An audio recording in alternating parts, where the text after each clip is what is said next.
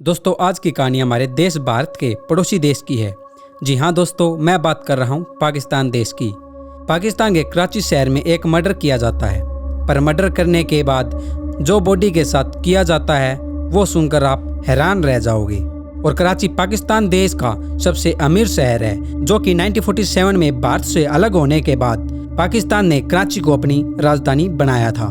लेकिन 1 अगस्त 1960 को पाकिस्तान की राजधानी कराची से बदलकर इस्लामाबाद कर दिया गया। तो दोस्तों जब यह मर्डर हुआ तो वहां के लोगों को सोते समय यह मर्डर सपने में दिखाई दे रहा था। और तो और कराची शहर के लोग खाना खाने से भी डर रहे थे, क्योंकि जब भी वो खाना खा रहे थे उन सबको वही मर्डर बार बार याद आ रहा था और उसको याद करके उन सभी की उल्टियां भी हो रही थी। यह वीडियो शुरू करने से पहले मैं हूं मनीष और आज मैं आपको इस कहानी के बारे में पूरी डिटेल से बताऊंगा। उससे पहले आप मेरे चैनल को मनीष सैनी को सब्सक्राइब जरूर कर लें। यहाँ पर मैं आपके लिए हर रोज ऐसी वीडियो अपलोड करता रहता हूँ जिन्हें सुनकर आपको बहुत ही अच्छा लगेगा। तो चलिए शुरू करते हैं आज का केस। इस केस की शुरुआत कराची शहर में रहने वाली एक महिला जिसका नाम जनाब बीबी की उम्र 32 साल थी, जो अपने पति के साथ जिसका नाम अहमद अब्बास था, इसके साथ कराची के ग्रीन टाउन इलाके में रहती थी। और इन दोनों के साथ इनकी एक 17 साल की बेटी भी रहती थी जिसका नाम सोनिया था। लेकिन सोनिया अब्बास की बेटी नहीं थी, जबकि यह तो जनाब के पहले वाले पति की बेटी थी जिसकी किसी कारण मौत हो गई। और उसके मरने के बाद जनाब ने दूसरी शादी अब्बास से कर ली। अब्बास और जनाब की शादी को भी 5 ही साल हुए थे। और दोस्तों जो यह इलाका था कराची का ग्रीन टाउन, इसमें यह लोग पिछले 4 महीने से किराए पर रह रहे थे। फिर 24 नवंबर 2011 की सुबह जनाब अपने घर के किचन में कुछ पका रही थी, लेकिन वह जो कुछ भी पका रही थी उससे इतनी ज्यादा गंदी स्मेल आ रही थी कि उसकी जो मकान मालिक थी, जो कि ग्राउंड फ्लोर में रहती थी, उनको बहुत ही गंदी स्मेल आती है, वो भी जनाब के घर से।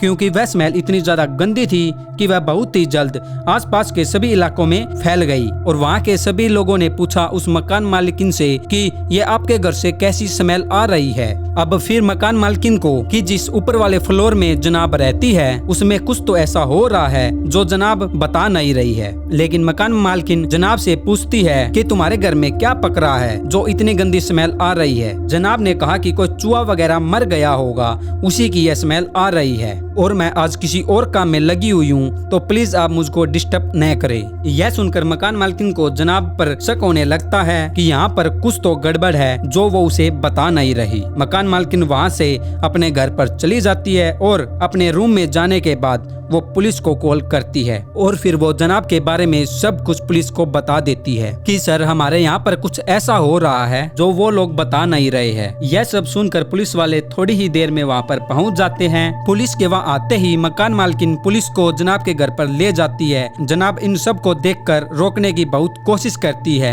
लेकिन पुलिस वाले जबरदस्ती उसके घर के अंदर चले जाते हैं। लेकिन घर के अंदर जाने के बाद उन्हें 2 लड़के मिलते हैं, जिनमें से एक का नाम था जहीर जिसकी उम्र थी 22 साल और दूसरे का नाम था रजब। और जो यह रजब है यह जहीर का ही एक दोस्त था। रजब ने जब पुलिस को देखा तो वो वहाँ से भाग गया और जहीर को वहाँ पर पुलिस ने पकड़ लिया। उसी वक्त वहाँ पर मकान मालकिन और वहाँ के पड़ोसी सभी मौजूद होते हैं और वो सभी भी घर की तलाशी लेना शुरू कर देते हैं। लेकिन जब वो किचन की तरफ जाते हैं तो उनको वह स्मेल और भी ज्यादा आने लगती है, जिसकी वजह से उन्हें सांस लेने में भी बड़ी मुश्किल हो रही थी। फिर जैसे भी करके मकान मालकिन ने किचन में जाकर देखा तो उसमें एक बड़ी सारी कढ़ाई रखी हुई थी। जैसे ही वो उस कढ़ाई के अंदर देखती है कि इसके अंदर क्या है, और उस कढ़ाई के अंदर मटन कोरमा जैसा कुछ पक रहा था। और जैसे ही उसने कढ़ाई के और पास जाकर देखा तो उसके होश उड़ गए, क्योंकि उस कढ़ाई में एक इंसान को मारकर पकाया जा रहा था। और तो और इस इंसान के कोरमे में हल्दी नमक मसाले जैसे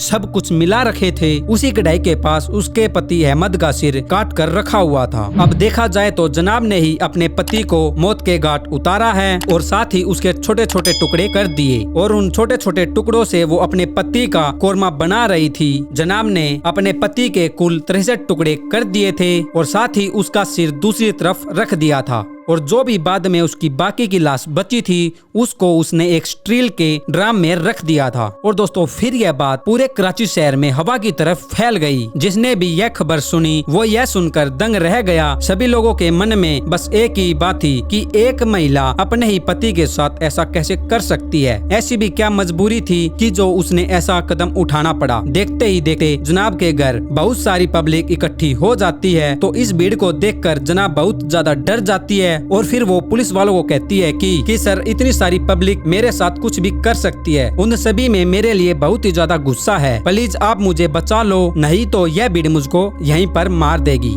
और फिर पुलिस ने जनाब और जहीर को वहाँ से निकालकर पुलिस स्टेशन ले जाया गया और फिर उन्हें इस हत्याकांड के बारे में पूछा गया। यह जो जहीर था वो जनाब का भतीजा था और उसके साथ जो एक और जो वो बंदा था वो जहीर का दोस्त था। अब पुलिस वालों ने जनाब से पूछताछ की तो जनाब ने भी पूरी कहानी पुलिस को बताना शुरू कर दिया। जनाब ने कहा कि मेरी शादी अब्बास से 5 साल पहले हुई थी। उससे पहले भी मेरी एक शादी हो चुकी है जिससे मेरी एक लड़की है जो कि 17 साल की है, जिसका नाम सोनिया है। उसका पति किसी कारण से मर गया था, इसीलिए फिर जनाब ने दूसरी शादी कर ली थी, वो भी अहमद के साथ। अहमद शादी के बाद कुछ दिनों तक तो जनाब के साथ ठीक ठाक रहता है, लेकिन जैसे जैसे दिन बीतते गए उसने अपना असली रूप दिखाना शुरू कर दिया। अहमद जनाब को बहुत ही मारता और पीटता था और साथ में बहुत ही गंदी गंदी गालियां भी देता था। और वो डेली शाम को शराब पी के घर पर आता था। जनाब को तो वो मारता ही था, पर साथ ही वो जनाब की बेटी सोनिया को भी मारता था। साथ ही वो सोनिया को भी बहुत ही गंदी गंदी गालियां देता था। सोनिया जो कि उसकी बेटी के समान थी, उसके साथ भी वो गलत काम किया करता था। सोनिया के साथ यह सब करने से जनाब ने उसे बहुत ही रोका तो वो जनाब को मारता था। और जो यह अहमद है इसके ऊपर एक लड़की ने यौन शोषण का आरोप भी लगाया हुआ है, जो कि इसकी हरकतों से पता चल ही रहा है कि शायद जो इसके ऊपर आरोप लगा हुआ है वो सच है। अहमद के पास एक अवैध पिस्टल भी था जो कि वो दिन रात अपने पास ही रखता था। अहमद में शुरू से ही बदमाशी की एक्टिविटी थी और यह किसी से भी नहीं डरता था। जिस घर में यह हत्याकांड हुआ था उस घर में यह सभी 4 महीने पहले ही आए थे। इन्हीं के साथ सोनिया भी यहीं पर रहती थी, जिसके कारण अहमद उस पर भी बहुत ही बुरी नजर रखता था। लेकिन जनाब ने अहमद को समझाया कि सोनिया भी तुम्हारी बेटी है, सौतेली ही क्यों ना हो। अहमद ने सोनिया को बहुत ही धमकाने की कोशिश भी की कि वो जो कुछ भी तुम्हारे साथ कर रहा है वो अपनी माँ को कुछ भी न बताए। सोनिया फिर भी अपनी माँ को चुपके से सारी बातें बताती थी, लेकिन हद तो उसने तब पार कर दी कि जब उसने जनाब से कहा कि वो सोनिया से शादी करना चाहता है। अब दोस्तों आप खुद ही अंदाजा लगा सकते हैं कि अहमद के दिमाग में क्या चल रहा था। उसका टॉर्चर दिन बर दिन बढ़ता जा रहा था और अब जनाब को लगने लगा था कि यह अहमद सोनिया के साथ कुछ भी कर सकता है। यहाँ तक कि जनाब अहमद को तलाक भी देना चाहती थी, लेकिन अहमद जनाब को धमकी भी दिया करता था कि अगर तुमने मुझको तलाक दिया तो मैं तुमको और तुम्हारी बेटी को दोनों को ही मार डालूंगा। इसी कारण जनाब अपनी बेटी के साथ जी रही थी। लेकिन फिर 23 नवंबर 2011 को जनाब के सब्र का बांध टूट चुका था। उसी दिन जनाब ने अपनी बेटी को किसी रिश्तेदार के घर पर भेज दिया और अहमद भी उस समय घर पर नहीं था। लेकिन जब अहमद वापस घर आता है तो वो देखता है कि सोनिया घर पर नहीं है। यह देखकर उसे बहुत ही ज्यादा गुस्सा आता है और जनाब से पूछता है कि सोनिया कहाँ पर है। तो जनाब ने कहा कि सोनिया किसी लड़के के साथ भाग गई है। यह सुनकर अहमद ने जनाब को बहुत ही ज्यादा पीटा और बोला कि तुमने ही सोनिया को कहीं पर छुपा रखा है। लेकिन दोस्तों जनाब को तो पता ही था कि सोनिया कहाँ पर है। फिर जनाब ने अपने भतीजे को कॉल किया और कहा कि तुम सोनिया को लेकर घर आ जाओ। इस पूरे मामले के बारे में जनाब ने अपने भतीजे को यानी जहीर को सब कुछ बता दिया था। अब जहीर सोनिया को घर लेकर वापस आ गया था। इन दोनों को एक साथ देखकर अहमद ने जहीर को मारना और पीटना शुरू कर दिया। जहीर को मारने के बाद उसने सोनिया को भी मारा और फिर सोनिया को एक कमरे में ले गया। कमरे में ले जाने के बाद उसने सोनिया को एक लोहे की जंजीर से बांध दिया। यह सब देखकर जनाब ने सोच लिया था कि अब इस आदमी से बचने के लिए बस एक ही तरीका है, इस आदमी को ही हम रास्ते से हटा देते हैं। और फिर जनाब ने अहमद को मारने का प्लान बना लिया। इस प्लान में जनाब ने जहीर को भी शामिल कर लिया था और जहीर ने इस हत्याकांड में अपने एक दोस्त को भी शामिल कर लिया था, जिसका जिसका नाम था रजब। रजब के तैयार होने का कारण था कि वो जनाब को बहुत ही ज्यादा पसंद करता था, यानी कि वो ये जो जनाब है इसको बहुत ही प्यार करता था।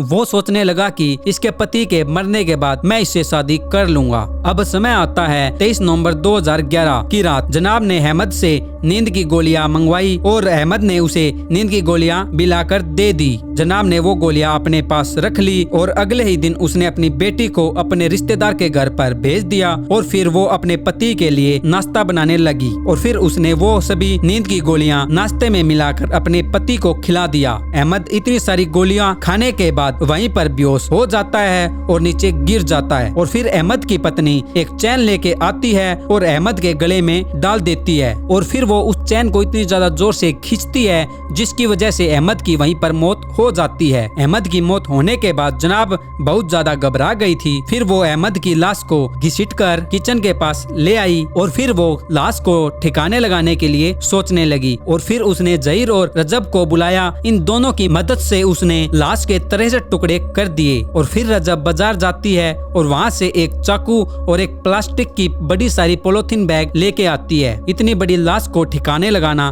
कोई आम बात तो था नहीं, इसीलिए उन्होंने सोचा कि इस लाश को काटने के बाद इसका कोरमा बना दिया जाए। इनका यह प्लान था कि वो यह कोरमा बनाने के बाद इस कोरमे को वो फेंक देंगे। अगर कोई पूछेगा तो उन्हें कह देंगे कि यह कोरमा अच्छा नहीं बना, इसीलिए उन्होंने फेंक दिया। लेकिन यही उनकी सबसे बड़ी गलती साबित हुई। इन्होंने उसे पकाया तो उसकी बदबू हद से ज्यादा फैल गई और पूरे मोहल्ले के लोगों को इसके बारे में पता चल गया। इसके आगे की कहानी तो दोस्तों आप लोगों को पता ही है। फिर जनाब और जहीर को गिरफ्तार कर लिया गया और फिर इन दोनों का मामला कोर्ट में भेज दिया गया, जहां पर कोर्ट ने इन दोनों को उम्र कैद की सजा सुना दी गई। और जो वो तीसरा लड़का था जो कि पुलिस को देखकर वहां से भाग गया था, वो अभी तक पुलिस को मिला ही नहीं और ना ही पाकिस्तान पुलिस के पास उसकी कोई जानकारी है। और फिर इन दोनों को जेल में भेज दिया गया और अब समय आ चुका था दिसंबर 2022। लगभग 12 साल जेल में रहने के बाद जहीर और जनाब को कोर्ट ने हमेशा के लिए रिहा कर दिया और आज यह दोनों एक नॉर्मल जिंदगी जी रहे हैं। सो दोस्तों कैसी लगी आपको यह स्टोरी हमें कमेंट करके जरूर बताएं और साथ ही हमारे चैनल को सब्सक्राइब जरूर कर लें।